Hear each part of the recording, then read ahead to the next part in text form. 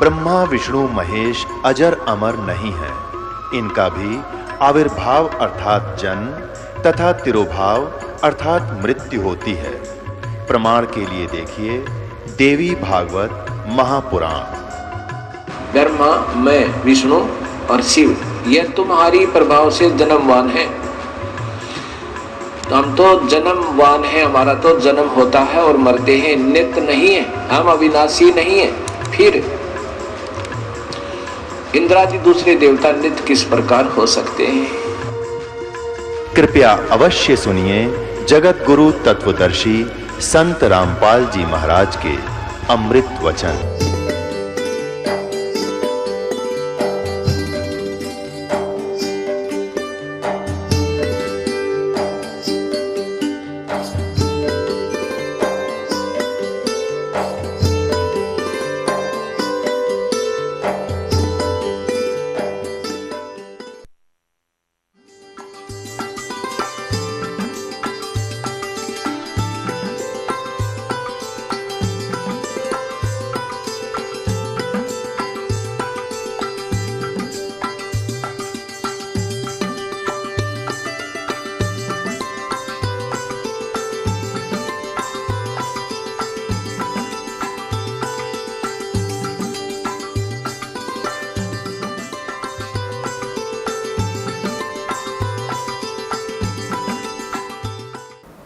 उसकी पत्नी ने पूछा कि आप क्यों रो रहे हो, लेकिन वो बोल नहीं सके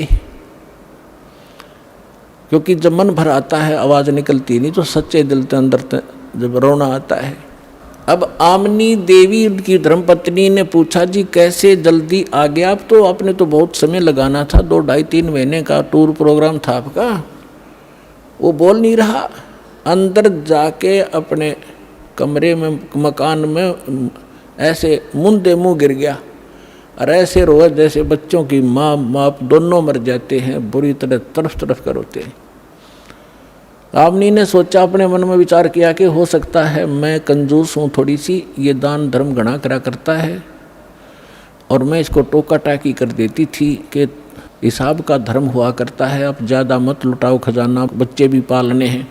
तो हो सकता है इसका किसी ने रास्ते में धन चोरी कर लिया हो, यात्रा खर्च ना रहा हो, इसलिए वापस आ गया हो और ये रो रहा हो इसलिए कि अब आमनी फिर इसका माथा ठनकेगा, आमनी का पैसे मांगूंगा तो वो कह रही है, जी कोई बात ना, किसी ने आपके धन चोरी कर लिया, कोई बात नहीं, आप और ले जाइए कि परमात्मा ने तुम्हारे कमी छोड़ रखी है, बहुत धन है आपके, ले जाना, मैं कुछ नहीं कहूँगी। तो वो अपने हिसाब से सोच रही है कि शायद इसलिए रो रहा है। काफ़ी देर रोने के बाद जब हल्का दिल हो लिया और वहीं से रोने लग गया था, तब धर्मदास ने कहा, आमनी मेरा धन अगर निकल जाता, चोरी हो जाता, मैं नहीं रोता और ले जाता तेरे को समझा बुझा के, लेकिन आज मेरा वो धन गुम हो गया, चोरी हो गया, शायद मुझे मिला नहीं, और वो नहीं मिलेगा तो मैं जीऊँगा नहीं, संसार में रह नहीं सकता। तो उन्होंने सारी कहानी बताई, सारा कुछ बताया जो परमात्मा ने सृष्टि रचना सुनाई थी धर्मदास को। धर्मदास जी ने अपनी पत्नी को टू दी वर्ड सुना दी, वर्ड टू वर्ड सुनाई, सारी कथा बताई, नो घटना घटी। ऐसे महापुरुष मैंने हाथ लगा कर देखा, उनके शरीर कति तो रुई जैसा था। तो आमनी कहने लगी, आप व्यापारी होकर के, आप लाला होकर के, सेठ होकर के सौदा चूक गए। रामकृष्ण से कौन सी अपनी रिश्तेदारी थी? इनका ज्ञान सुना था तो ये अच्छे लग रहे थे, इनसे श्रेष्ठ ज्ञान सुना, आपने सौदा क्यों नहीं करा, चरण क्यों नहीं पकड़ दिया, आपने वाद विवाद नहीं करना चाहिए था। धर्मदास कह रहा है कि इसीलिए तो रो रहा हूँ, मेरी बुद्धि पर पत्थर पड़ गए और इसलिए रो रहा हूँ। मैं जिंदगी में पहली बार सौदा चुका हूँ, जो घाटे का सौदा करके मैं घर आया हूँ। दुर्भाग्य आ गया मेरा, उल्टे दिन लग गए मेरे, बहुत रो रहा है, 6 महीने हो गए रोते रोते। बाहर बैठ जा गली में, कोई काम नहीं, और यूँ देखे महात्मा वो फिर आ जा, बहुत दूर तक जंगल में देखने जाता है। एक समय पता लग गया कोई साधु संत गांव से बाहर जंगल में बैठा है, बड़ा विद्वान पुरुष है। कुछ आशा की किरण उगी जाके दर्शन किए, दर्शन से नहीं पहचान हो सकती, साधु वेशभूषा बदल लेता है वो, प्रसन्न ज्ञान से पता चलता है उसने प्रसन्न किया। अब धर्मदास जी ने प्रसन्न किया कि महात्मा जी ये ब्रह्मा विष्णु महेश के माता पिता कौन हैं, इनकी क्या जन्म मृत्यु होती है? तो वो महात्मा कहता है ये तो अजरो अमर हैं बच्चा, अपने किसी ने बहका दिया, ये सर्वेश्वर हैं, इनके कोई माता पिता नहीं, अजन्मा है, ऐसे है। उठ कर चल पड़ा कि नहीं रॉन्ग नंबर है, तो इसको कुछ नहीं पता, ये तो खाकी आदमी है, वो नहीं है जिसकी मुझे तलाश है। उस ज्ञान से पता लगा। फिर रोआ बुरी तरह, फैसला कर लिया भगवान या तो मिल जा ना मरूंगा। तब उसकी पत्नी ने कहा कि ऐसे नहीं मरते, मरने से कौन सा मोक्ष हो जाएगा, आप बताओ ना। वो कुछ तो उन्होंने बोला होगा वार्ता में, तो परमात्मा ने प्रेरणा की, धर्मदास में प्रेरणा की। अको हो वो ये कहा कह रहे थे कि जहाँ भी धार्मिक अनुष्ठान होते हैं, भंडारे होते हैं, साधु संत भक्त इकट्ठे होते हैं, वहाँ मैं पहुँच जाता हूँ अपना ज्ञान सुनाने के लिए। तो आमनी बोली जी भंडारा ही कर दो फिर। उसने एक दिन का कहा था, आमनी ने, धर्मदास जी ने 3 दिन का रख दिया कि पता लगते लगते देर हो जाती है, तीसरे दिन तावेंगे। तो 3 दिन का भंडारा कर दिया, साधु संत भक्त आमंत्रित कर दिए, दूर दूर देश से आने लगे। तीसरा दिन चला गया, सभी साधु भक्त संत आहार करके जाते रहे। तीसरा दिन आफ्टरनून हो गया। अब धर्मदास ने फाइनल कर लिया, आज परमात्मा नहीं आए, यदि आज परमात्मा नहीं आए, फाइनल कर लिया कि फांसी खा कर मरूंगा आज, हृदय से कति फाइनल कर लिया। वो तो अंतर्यामी है, अकाज पक्का काम बिगाड़ेगा यू। उसी समय परमात्मा आगे और वहाँ से 50 गज की दूरी पर, 100-125 फुट की दूरी पर, 50-60 की दूरी पर एक कदम का पेड़ था। उस कदम के पेड़ के नीचे परमात्मा उसी रूप, जिंदा वाले रूप में वेशभूषा में बैठ गए। अब धर्मदास जी खाना उधर खिला रहा है भंडारे वालों को और देख रहा है इधर उधर, उनमें कोई था ही नहीं। वो ऐसे देखा सामने एक वृक्ष के नीचे वही जन देखा बदन शरीरम, बैठे वृक्ष कदम के तीरम। वही जिंदा महात्मा का शरीर और एक कदम के पेड़ के नीचे बैठे हैं। भाग्या गया दौड़ के, शरणों में पड़ गया, बुरी तरह रोए, नो गले के लिपट गए।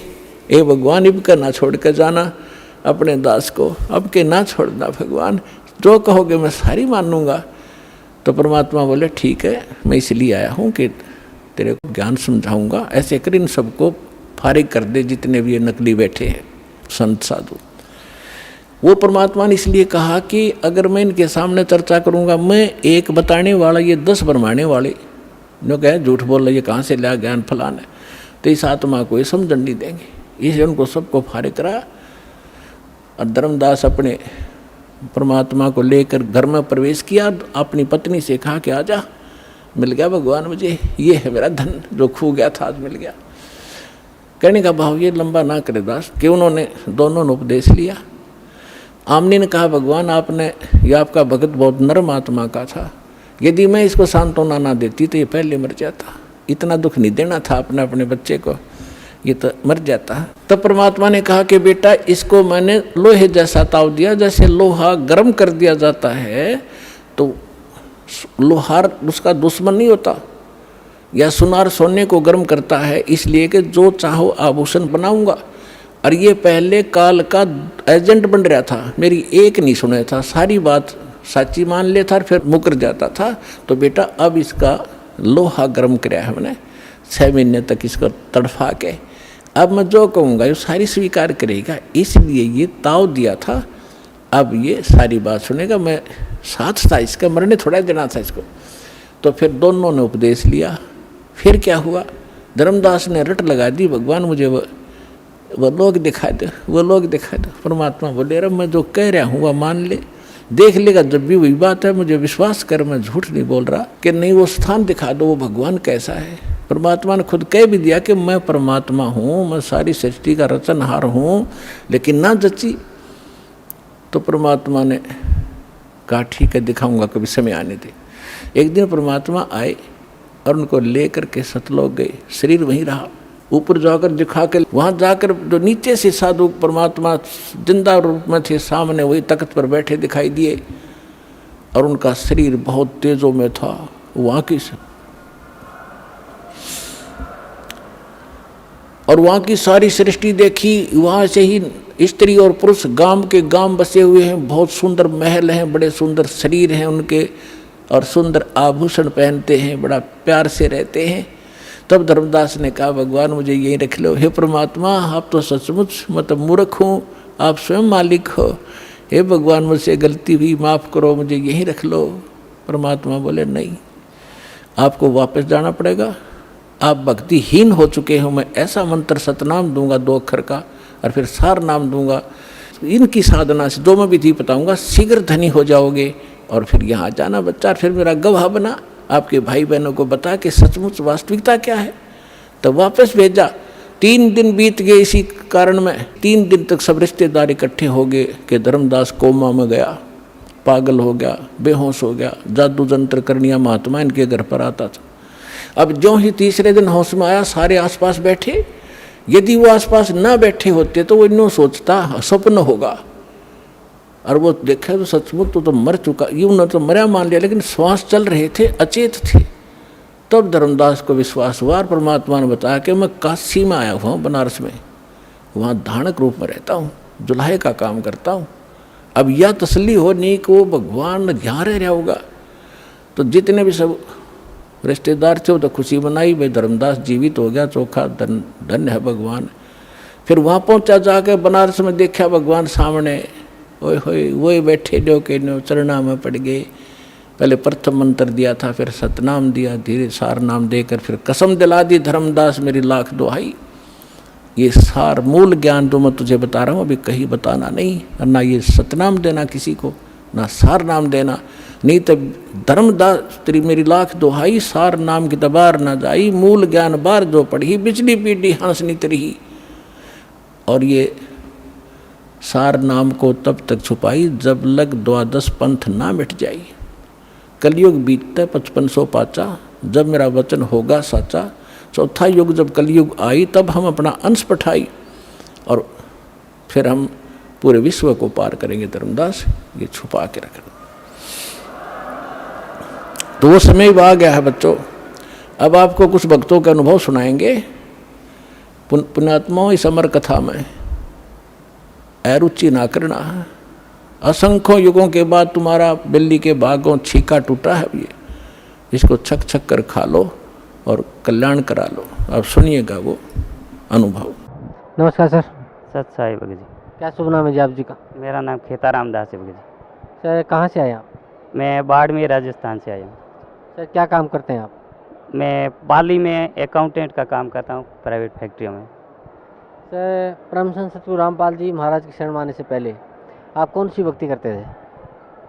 पहले हम सिद्ध जसनाथ जी के संप्रदाय में थे और हमारे पूर्वज जैसे भी करते थे उनके संप्रदाय में थे।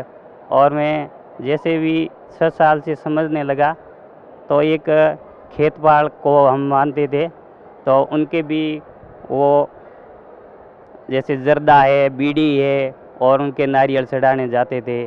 और जैसे विवाह हुआ तो एक माजी सा करके हैं, तो उनके भी जागरण जमा देने के लिए जाते थे। तो उनके यहाँ शराब मंगवाई जाती थी, शराब पिलाई जाती थी, फिर सीटियों के बीच में पड़े रहते थे बेहोश होके। और सुबह वापस पूछते थे भोपा जी को कि जागरण और बोलो, माना नहीं है। फिर हम बहुत परेशान रहते थे भगत जी। तो सर ये जो आप भक्ति करते थे इससे आपको क्या लाभ मिलता था? इससे भगत जी हम मजबूरी में ये कर रहे थे। लाभ को तो छोड़ो, हमको बहुत घाटा ही घाटा था। हमारे घर पे मतलब रात को बच्चे चिल्लाते रहते थे, जैसे इनको कोई काट रहा है, बहुत ही परेशान थे बच्चे। तो फिर हम क्या करते हैं, तो उनका समाधान ढूंढने के लिए वो भोपों को जैसे भी हमारी परंपरा में जानते थे, तो उनको भोपों के पास में जाते थे। वो बताते हैं कि उनके यहाँ नारियल चढ़ाओ, उनका जागरण बोलो। ऐसे करते करते भी हम बहुत परेशान रहते थे। मैं काम पे रहता था तो घर से जैसे भी उनका फ़ोन आता था तो मेरे को लगता था कोई न कोई परेशानी आ गई है, नहीं तो वो फ़ोन करते ही नहीं थे। फ़ोन आने का मतलब है कोई न कोई समस्या आ गई। और मैं घर से वहाँ से काम से भी डिस्टर्ब जो होता था, घर आता था, फिर उनको भूपों के पीछे पड़ता था। इस तरह से मैं बहुत दुखी था भगत जी। सर परम संत सतगुरु रामपाल जी महाराज के शरण में आप कैसे आए? मैं पाली में काम करता था, तो यहाँ भगत जी एक है, तो वो एक बार यहाँ आके गए थे। फिर उन्होंने एक किताब जो अखबार में लपेट के वो ले जा रहे थे। मैंने पूछा कि ये इसमें क्या है भगत जी? कि किताब है। कैसी किताब है दिखाओ? कि ज्ञान की किताब है, ये दूसरे ने मंगाई, आपको ला के दूँगा।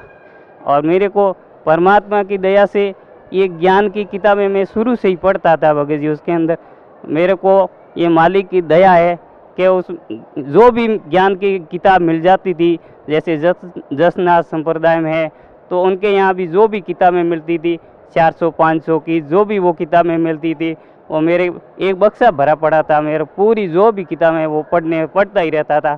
गीता जी पर भी पढ़ता था। मेरे को कोई समझ में तो नहीं आता था, फिर भी मैं पढ़ता था। तो वो भगत जी ने दूसरे दिन किताब ला के दी, ज्ञान गंगा। और मैंने ज्ञान गंगा में कंप्यूटर के टेबल के नीचे रख दी, भूल गया मैं। 3-4 दिन तक मैं पढ़ नहीं पाया। फिर भगत जी फिर मिले कि आपने किताब नहीं पढ़ी, वो बहुत अनमोल है। मैंने देखा भाई अनमोल किताब है तो मैं पढ़ूंगा ज़रूर। तब तक मेरी बुद्धि काम नहीं करती थी। अनमोल मैंने देखा कितने की है भगत जी? क्या 10 रुपये की थी। मैं क्या समझता, मैं तो ना समझता। फिर उसको घर ले जाके पढ़ा और देखा, रात को लेके गया तो रात को 1:30-2 बज गई और मैं नींद आ गई, कब पता नहीं चला। सुबह 5 बजे देखा तो फिर पढ़ना शुरू कर दिया।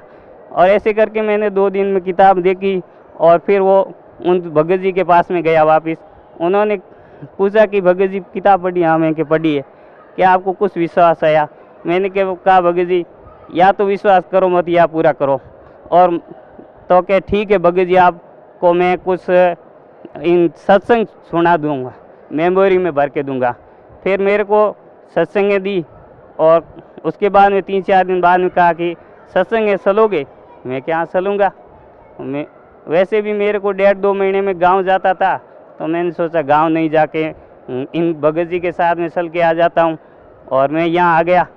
आया तो यहाँ की व्यवस्था देखी, एकदम बिस्तर वगैरह बिछे हुए और ये इतनी अच्छी व्यवस्था थी कि मालिक मैंने यहाँ ज़िंदगी में भी कभी नहीं देखा था।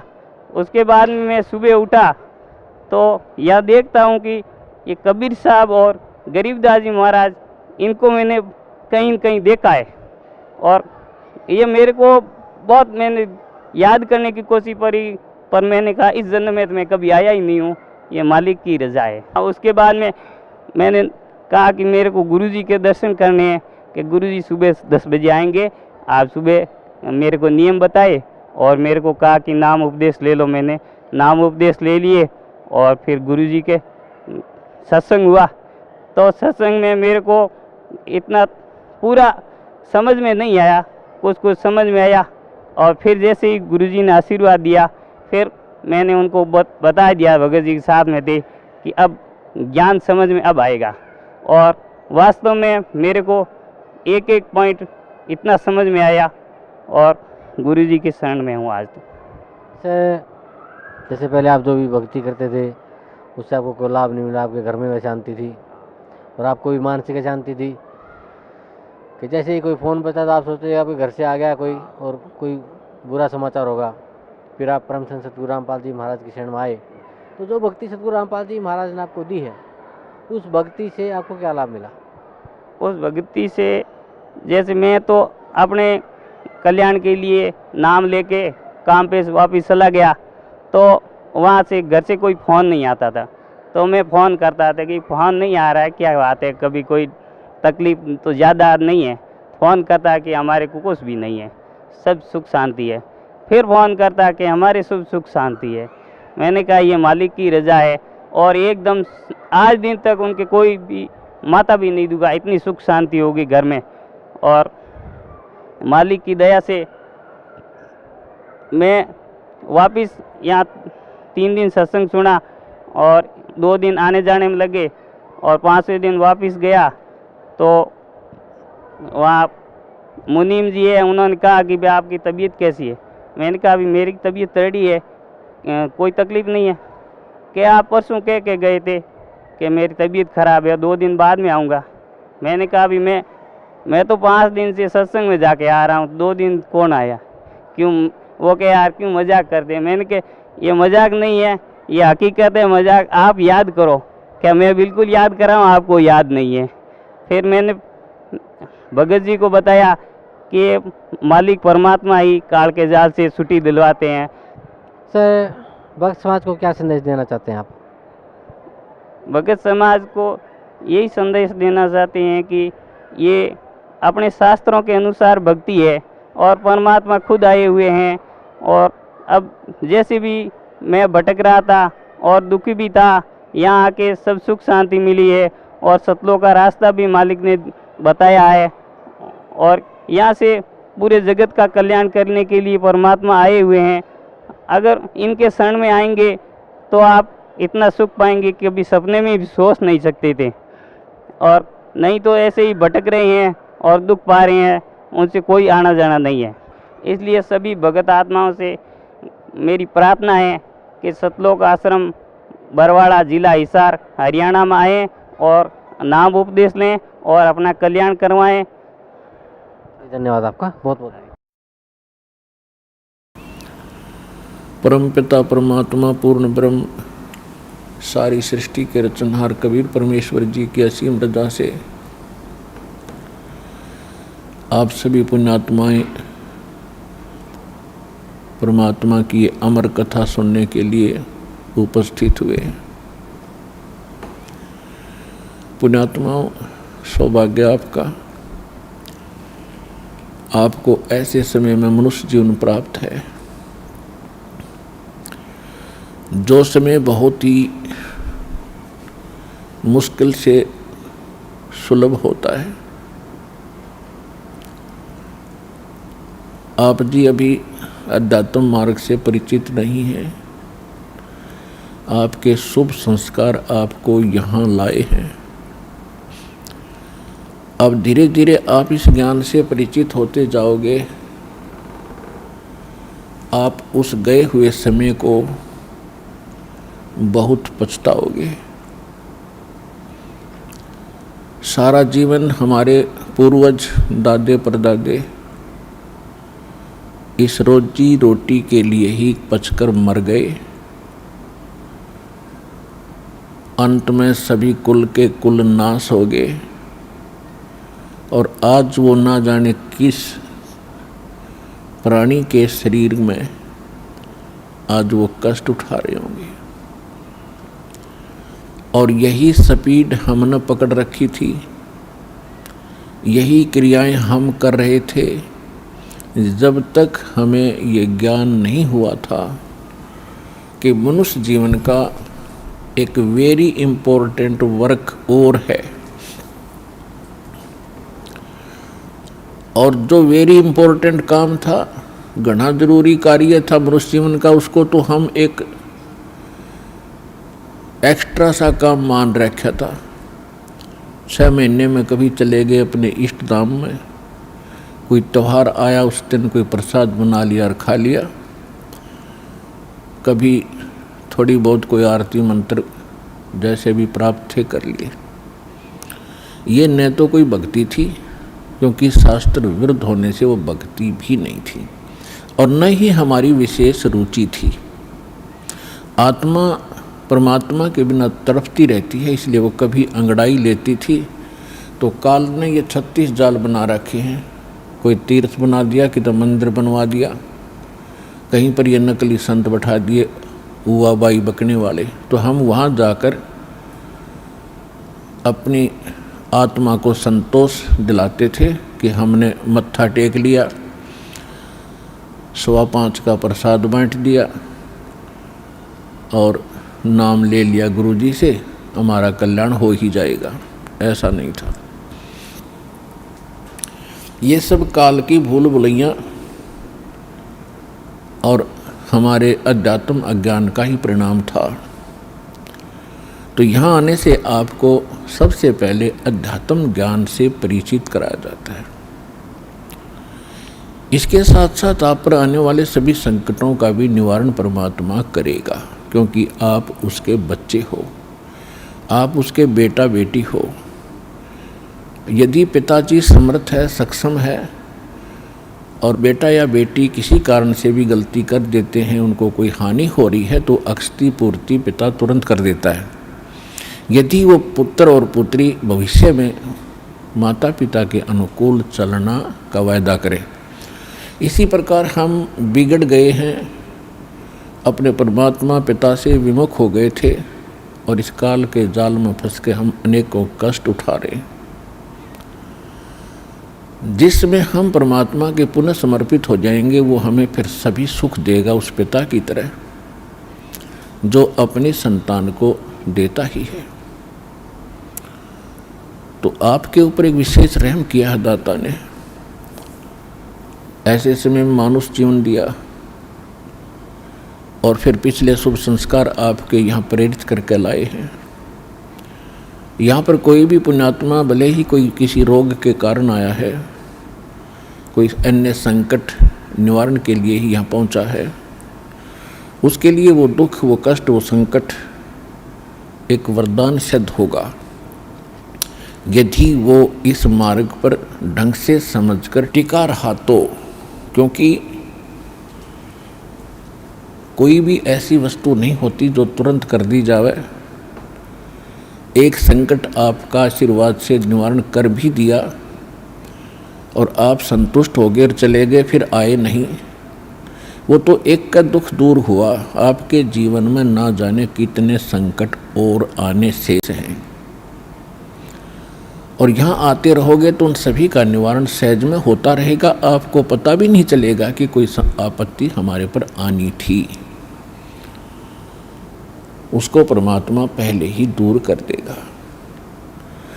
किन के संकट दूर करेगा? जो परमात्मा पर समर्पित हो जाएंगे।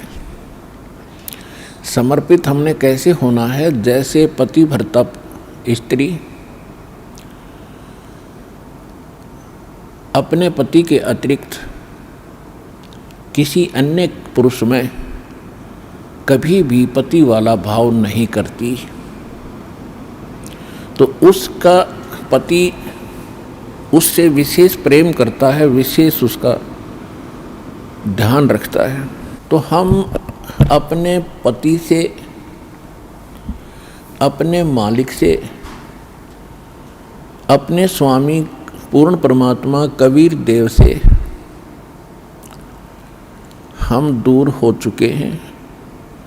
हमने यहाँ आकर के 36 खसम कर लिए। कैसे कर लिए? कभी हम शिव की पूजा करते हैं, उसको मालिक मान बैठते हैं, कभी हम गणेश को मालिक मान बैठते हैं, कभी हम विष्णु जी को, कभी हम अन्य देवी देवताओं या गांव के किसी भैरव भूत बेतालों को। और ये ऐसे सक्षम नहीं हैं जो हमें कुछ सुख दे सके। ये ना हमें दुख दे सकते, ना ये हमें सुख दे सकते, क्योंकि ये केवल हमें किया कर्म ही देते हैं। और पूर्ण परमात्मा सत्य पुरुष कबीर देव, कबीर साहिब, ये हमारे सभी संकटों का निवारण करते हैं। ये सक्षम हैं। हमारे जीवन में आने वाले यानी प्रारब्ध में, किस्मत में किसी भी प्रकार का कोई संकट है, उसका ये निवारण सहज में कर देते हैं। ये कब करते हैं? जब हमारी आस्था 100% कबीर परमेश्वर में हो जाएगी और अन्य किसी भी देव से हम कोई भी वस्तु की डिमांड स्वप्न में भी नहीं करेंगे। किसी भी प्रकार का कोई संकट है तो अपने परमात्मा कबीर जी से ही हम अर्जी लगाएंगे हृदय से। कुछ समय के बाद आपका स्वभाव बन जाएगा इस ज्ञान और समाधान और इस भक्ति के कारण कि आप पर कुछ भी आपत्ति आवेगी, आप केवल हे बंदी छोड़, हे परमपिता परमात्मा कबीर साहिब, आपके मुख से यही निकलेगा। तो उस समय परमात्मा आपके साथ हो लिया। फिर उस आत्मा के जीवन सफर में कोई भी संकट, सफर के अंदर कांटे होते हैं रास्ते में, तो हमारे जीवन सफर में कोई भी कर्म पाप कर्म रूपी कांटा होगा तो वो परमात्मा ऐसे बुहार देगा जैसे पति भरता जमी पर जो जो धर है पाँव, समर्थ झाड़ू देते है ना काटा लग जावे। उस समर्थ को भूल कर हम परमात्मा से दूर होकर संसारिक लोगों से, संसारिक इन अधिकारियों से और इस तीन लोक के भगवान देवों से हम इनसे अपना संकट निवारण की इच्छा करते रहे। ये हमारी अध्यात्म ज्ञान की जो है कमी थी, त्रुटि थी। और जब हम परमात्मा से ही सब कुछ डिमांड करेंगे, इनके ऊपर समर्पित हो जाएंगे, तो परमात्मा कहते हैं जिस समय आप गर्भ के अंदर थे उस समय आपके साथ कौन था? ना माँ थी, ना पिता था, ना कोई अन्य सगा संबंधी था। अकेले आप और परमात्मा, बीच में कोई नहीं था। उस समय आप सीधी पुकार कर रहे थे, हे परमात्मा मुझे इस नरक से निकाल दे। माँ के गर्भ में बहुत पीड़ा होती है। उस पीड़ा को हम बाहर आने से भूल जाते हैं, क्योंकि त्रिगुणमयी माया, इन तीनों गुणों के प्रभाव से हम बहुत ज़्यादा प्रभावित होकर के अचेत हो जाते हैं। वो पिछली सब शुद्ध बुद्ध समाप्त हो जाती है। और परमात्मा आप कितना साक्षी है कि अंदर माँ के पेट में आपको उसने पाला। माँ के गर्भ से बाहर आने से पहले आपकी कैसी व्यवस्था कर दी, वो कितना चिंता करता है आपकी। दांत नहीं थे तो माँ के स्तन में दूध भेज दिया, और उससे पहले एक टोपा दूध नहीं था माँ के स्तन में।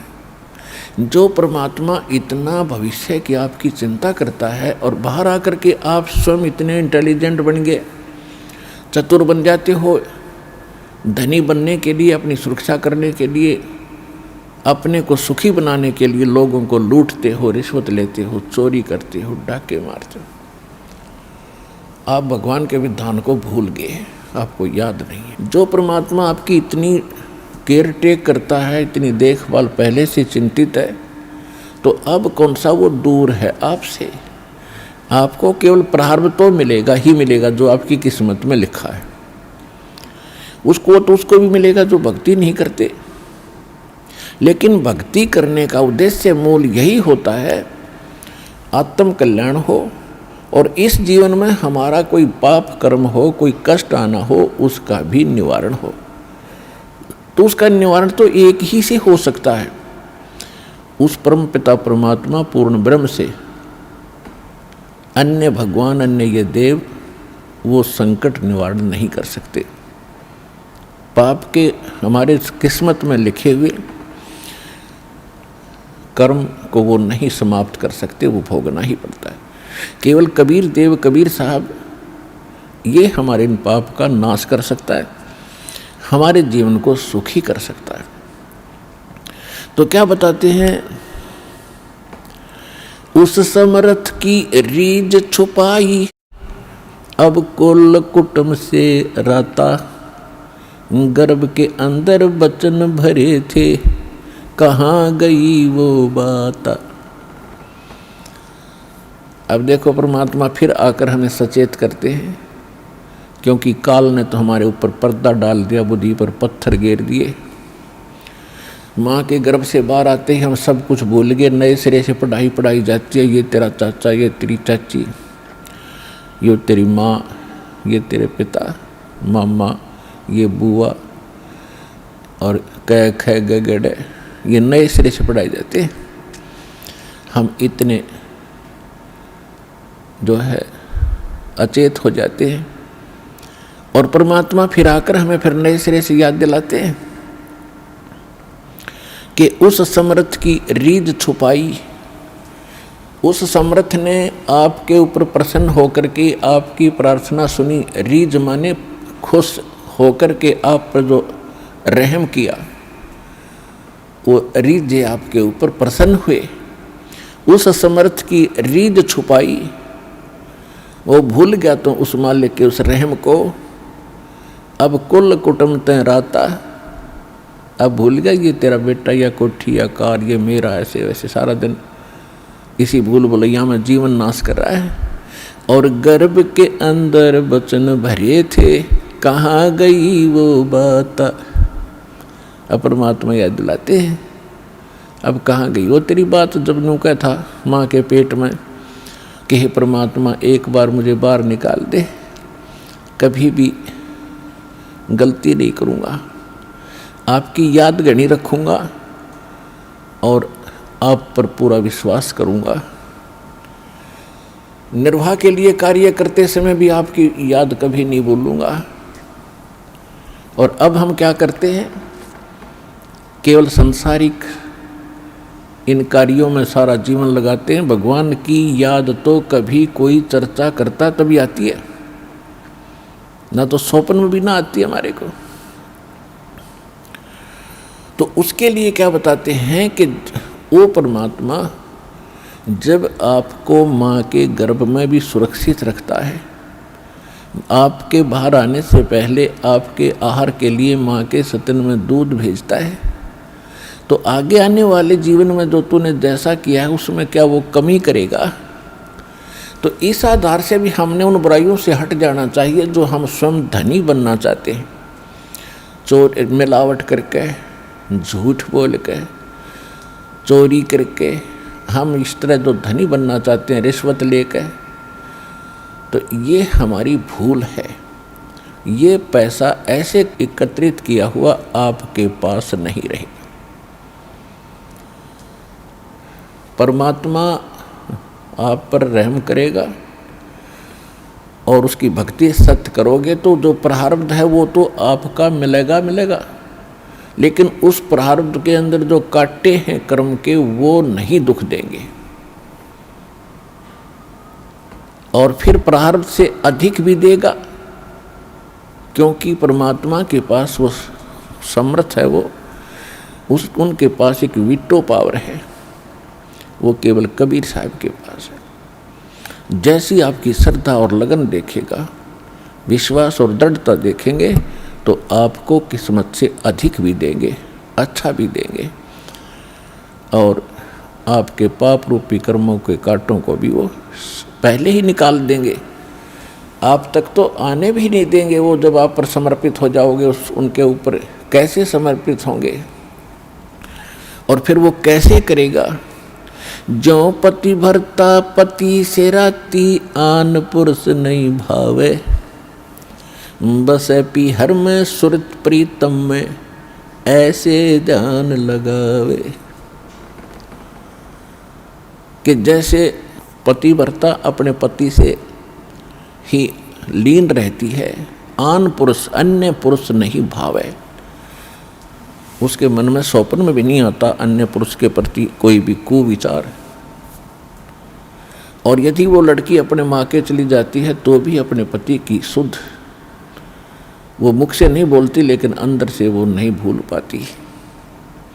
ऐसे ही आप उस परम पिता पर आश्रित हो जाओगे।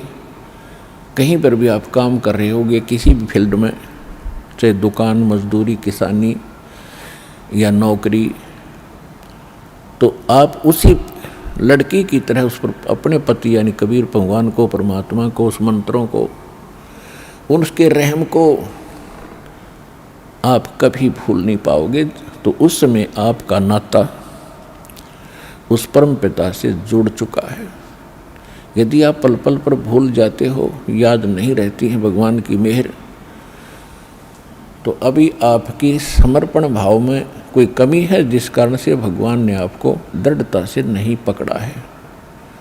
तो जब आपको परमात्मा दृढ़ता से कैच कर लेगा, आपकी सच्चा समर्पित भाव देख लेंगे, वो तो अंतर्यामी है। तो उस समय कहा है कि जैसे पतिव्रता जमीन पर और जो जो धर है पाँव, जितने कदम रखती है, समर्थ झाड़ू देत है, ना कांटा लग जाए। इतना दयालु है ये कबीर भगवान। आपके जीवन रूपी सफर में आपके कदम रखने से पहले आपके वो पाप रूपी कांटों को बुहार देगा, झाड़ू दे देगा आपके रास्ते में, कि कहीं मेरी प्यारी आत्मा को वो कांटा ना लग जाए। अब दास देख रहा है जिसने आज 20-20 वर्ष हो गए नाम लिए, ने 10-10 वर्ष हो गए, 15-15 वर्ष हो गए, 5-5 वर्ष हो गए, 6-6 वर्ष हो गए, अब वो कितना सुखी जीवन जी रहे हैं, और उनके घरों के पास में दूसरे रिश्तेदारों में, अपने घरों में दूसरे चाचे ताऊओं में के कर टूट रहे हैं, और कितने कितने दुखों का वो सामना कर रहे। तो वो इन पर भी आने थे, आज उनको पता भी नहीं कि हमारे ऊपर कोई कष्ट आना था, क्यों आया ही नहीं। तो पुण्यात्माओं,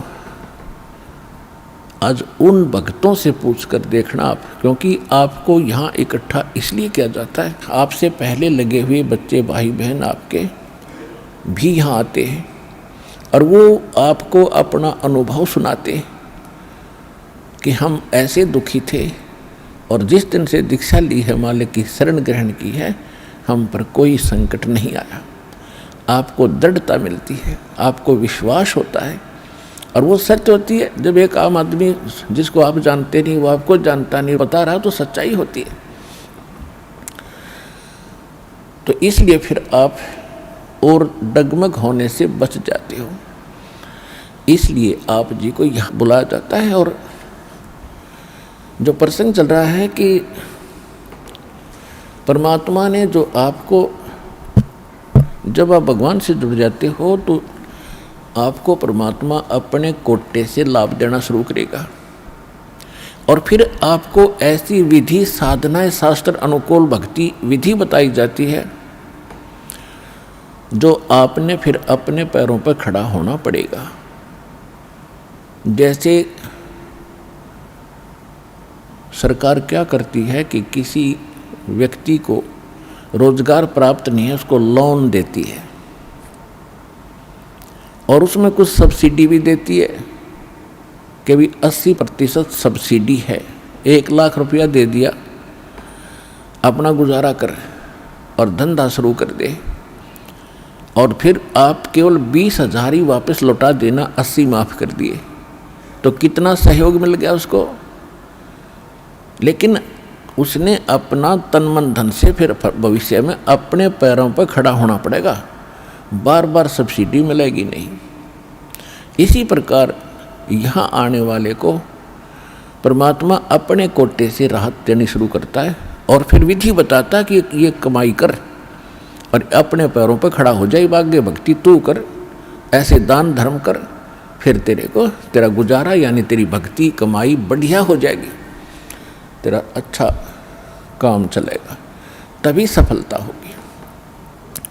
क्योंकि आपके भाग्य में सुख नहीं था, संकट थे, इसलिए तो आप पर कहर टूटे, दुख हुए।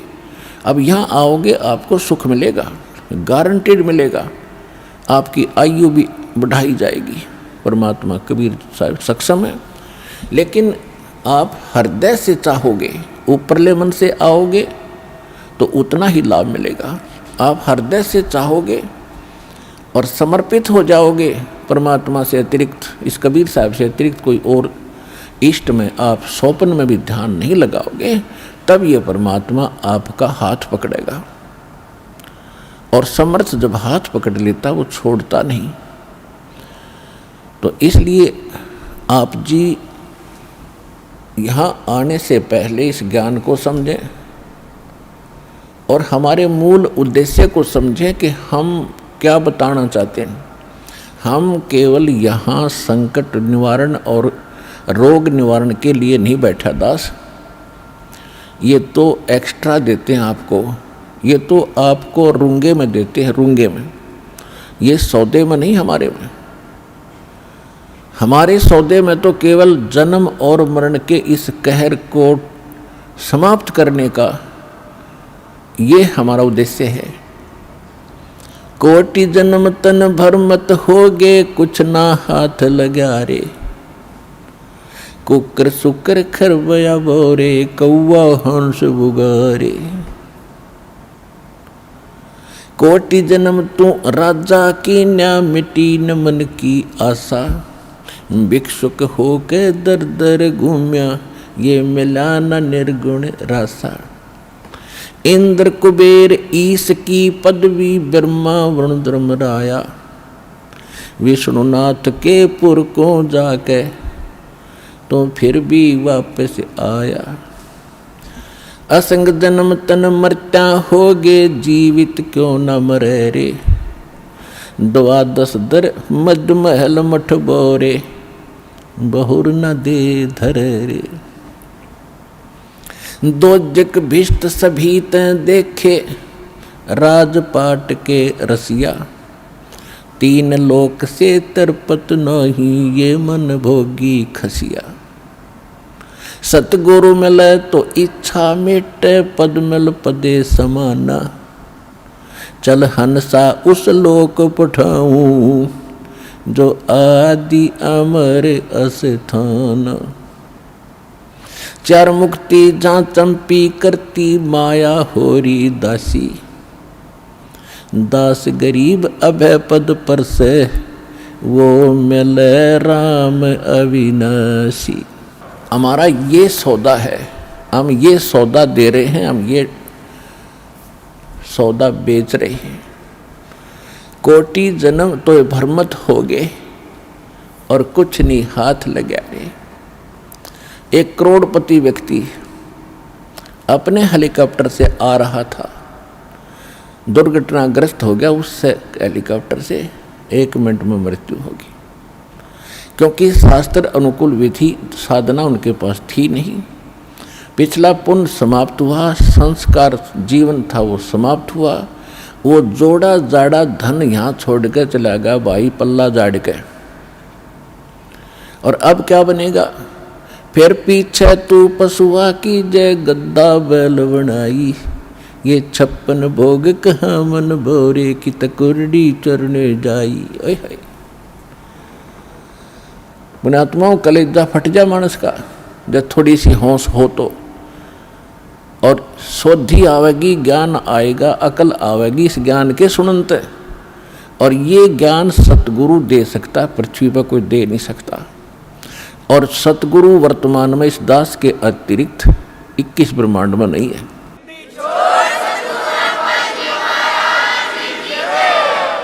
जो परमात्मा का कृपा पात्र हो। तो क्या बताया जा रहा है कि कोटि जन्म तन भ्रमत हो गए, कुछ नहीं हाथ लगा रे। कुकर कुत्ता, सुकर सुअर, खरगदा, और कौवा हंस बुगारे, ना जाने कितने पशु पक्षियों के शरीर आपने धारण किए, कितने कष्ट उठाए। राजा भी बना, देवता भी बना। आप जी को दास ने बहुत बार दिखाया है। महावीर जैन जी का इतिहास, वो 60 करोड़ बार गधा और 30 करोड़ बार कुत्ता, ओए होए, और ना जाने घोड़े बिल्ली नपुंसक करोड़ों बार बना। और कुछ बार राजा भी बना, 80 लाख बार देवता भी बना। 80 लाख बार 80 लाख बार देवता बना, और 60 करोड़ बार गधा बन गया। गधा तो एक कब बना बतेरा, सारी अकड़ निकल जा जीव की। तो खाक देवता बना, फिर गधा बन के खड़ा हुआ। What is this? ये काल की भूल भुलैया, मूर्ख बना रखे अपने को। यहाँ मेहनत करो, मजदूरी करो, साधना करो, और ऊपर काल के होटल में उसका नाश करके, काल ने होटल खोल रखे ऊपर स्वर्ग इन सभी देवताओं ने। और आप किसे ही टैक्स लेकर, आपसे एक्स्ट्रा चार्ज कर करके ये मनमान्य रेट लगाते हैं। वहाँ पर आपकी पूंजी से ही अपना गुजारा कर रहे हैं। यह सारा कंजूस देश है, कंजूस लोक है। यहाँ कोई भी सक्षम नहीं है। एक ही स्थान है जिसमें किसी चीज़ का अभाव नहीं है। वहाँ कोई टैक्स नहीं है, वहाँ कोई कष्ट नहीं है। ये 5 तत्वों से बना हुआ शरीर नहीं है। वो बिना नाड़ी का शरीर एक तत्व से बना हुआ है। उसमें वर्ग अवस्था नहीं है, उसमें मृत्यु नहीं है।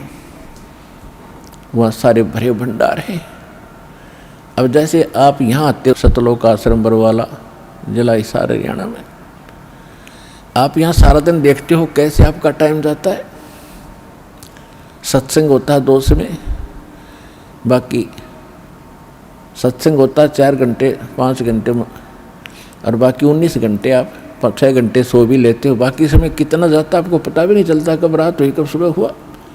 कभी चर्चा करते हो अपने भाई बहनों से, कभी भगवान की चर्चा करते हो, कभी सिमरन करते हो, समय गया। और यहाँ बना सारा सामान आपको तैयार मिलता है, ना कोई टेंशन किसी प्रकार की। तो यहाँ तो शरीर 5 तत्वों का आपका इस करके पूर्ण शांति नहीं मिल पाती, क्योंकि एक तो आहार बिगड़ गया हमारा। आहार कैसे बिगड़ गया कि जितना भी आज अन्न बनता है इसके अंदर किस प्रकार के खाद डाले जाते हैं और फिर उनको खाकर हम शरीर में हमारे एक विशेष बेचैनी सी सबका बनी रहती है। और वहाँ ऐसा शरीर नहीं है, इतनी शांति परम शांति है वहाँ पर उस सतलोक के अंदर। तो वहाँ आपको सारी चीज़ बनी बनाई मिलेंगी, जो भी इच्छा करोगे जिस भी प्रकार की जो खाद्य पदार्थ वहाँ उपलब्ध है, आपको 1 सेकंड में वही उपलब्ध हो जाएंगी। फिर अपना वहाँ विकार है ही नहीं, राग नहीं, द्वेष नहीं, शरीर ऐसा नहीं जिसमें ये अपने आप ही कोई न कोई दुख बना रहता है, कोई टेंशन बन जाती है, कोई बीपी हाई कभी लो हो जाता है। वहाँ ऐसा नहीं है। तो हम जो सौदा यहाँ पर करते हैं वो ये है, जग सारा रोगिया रे जिन सतगुरु वैद न जाण्या, जग सारा रोगिया रे। कौन सा रोग? भाई जन्म मरण का रोग लगा है या तृष्णा बडरी खासी। जन्म मरण का रोग लगा है, तृष्णा बडरी खासी। आवागमन की डोर गले में या पड़ी काल की फांसी, जग सारा रोगिया रे जिन सतगुरु वैद न जाण्या, जग सारा रोगिया रे। भाई सच्चा सतगुरु कोई न पूजे, इन झूठों जगपतियासी। सच्चा सतगुरु कोई न पूजे, इन झूठों जगपतियासी। अंधे की बाँ गई अंधे ने, ये मार्ग कौन बतासी, जग सारा रोगिया रे जिन सतगुरु वैद न जाण्या, जग सारा रोगिया रे। भाई देखा देखी गुरु शिष बन गे, किया न तत्व विचारा। देखा देखी गुरु शिष बन गे, किया न तत्व विचारा। गुरु शिष दोनों के सिर पे यू काल ठोके पंजारा, जग सारा रोगिया रे जिन सतगुरु वैद न जाण्या, जग सारा रोगिया रे। जग सारा रोगिया रे जिन सतगुरु वैद न जाण्या, जग सारा रोगिया रे। भाई सार शब्द सर जीवन बूटी, गैस गैस अंग लगावे। सार शब्द सर जीवन बूटी, गैस गैस अंग लगावे। कहें कबीर तुम सत कर मानो, ये जन्म मरण मिट जावे, जग सारा रोगिया रे जिन सतगुरु वैद न जाण्या, जग सारा रोगिया रे। जग सारा रोगिया रे जिन सतगुरु वैद न जाण्या, जग सारा रोगिया रे। भाई सार शब्द सर जीवन बूटी, गैस गैस अंग लगावे। सार शब्द सर जीवन बूटी, गैस गैस अंग लगावे। कहे कबीर तुम सत कर मानो, ये जन्म मरण मिट जावे, जग सारा रोह गया रे। जिन सतगुरु बैद न जाण्या, जग सारा रोह गया रे, जग सारा रोह गया रे। जिन सतगुरु बैद न जाण्या, जग सारा रोह गया रे। परमात्मा ने बताया है कि पूरा विश्व ही जन्म मरण के रोग से ग्रस्त है। जैसा कि हम पहले इन नकली धर्म गुरुओं से ज्ञान सुना करते थे कि श्री कृष्ण जी ही श्री विष्णु जी हैं और शंकर ब्रह्मा विष्णु ये तीन अमर देवता हैं, इनका जन्म मृत्यु नहीं होता, ये समर्थ हैं। और ये ब्रह्मा जी की पूजा को तो नहीं कराते थे, लेकिन विष्णु जी और शंकर भगवान की पूजा ये हमें करने का सलाह देते थे, राय देते थे। और इनको मृत्युंजय, कालज्य, सर्वेश्वर, अंतर्यामी न जाने क्या क्या उपमा दिया करते थे। अब जब परमात्मा ने दया की हम पर, हमारे को सद्बुद्धि दी, हमें ये ज्ञान हुआ और विद्या दी, भगवान ने अक्षर ज्ञान कराया। अब हमने जब सदग्रंथों को देखा परमात्मा के उस ज्ञान की रोशनी में, उस तत्व ज्ञान से जब इनको जांचा तो क्या पाया।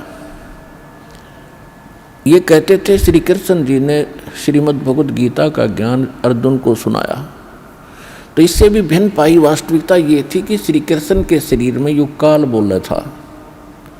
ये काल कौन था? ये 21 ब्रह्मांड का स्वामी है, ब्रह्मा विष्णु महेश का पिता है, दुर्गा देवी जी का पति है, और ये तीनों इनके पुत्र हैं, दुर्गा और इस काल भगवान के।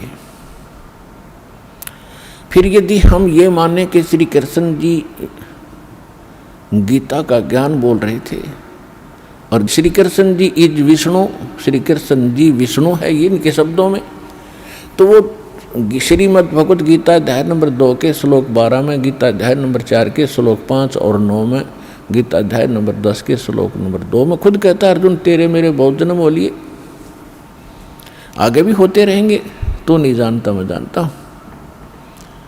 तो इनका भी जन्म मरण का रोग नहीं कटा, ये भी जन्म मरण के रोग से ग्रस्त है। तो इससे आगे फिर बचा ही नहीं जो अविनाशी हो। तो इसलिए परमात्मा का ये एक शब्द, एक लाइन पहली बार कोई सुनेगा तो उसको खटकेगा कि सारा जग जन्म मरण के रोग से ग्रस्त है। आज आपको पता चला कि सचमुच सभी जन्म मरण के रोग से ग्रस्त हैं, इनकी जन्म मृत्यु सदा होती आई है। और परमात्मा गारंटी देते हैं कि हमारे पास एक सार शब्द है, सार नाम है, उसके जाप करने से आपका एक गारंटीड है जन्म मरण मिट जाएगा, ये रोग कटेगा।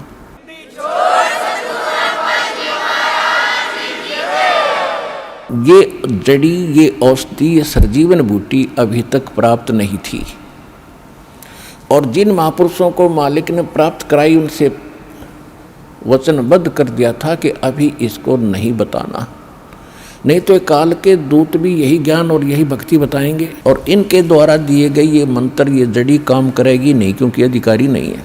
अधिकारी के बिना कोई भी कार्य सफल नहीं होता, ये आपको खूब पता है।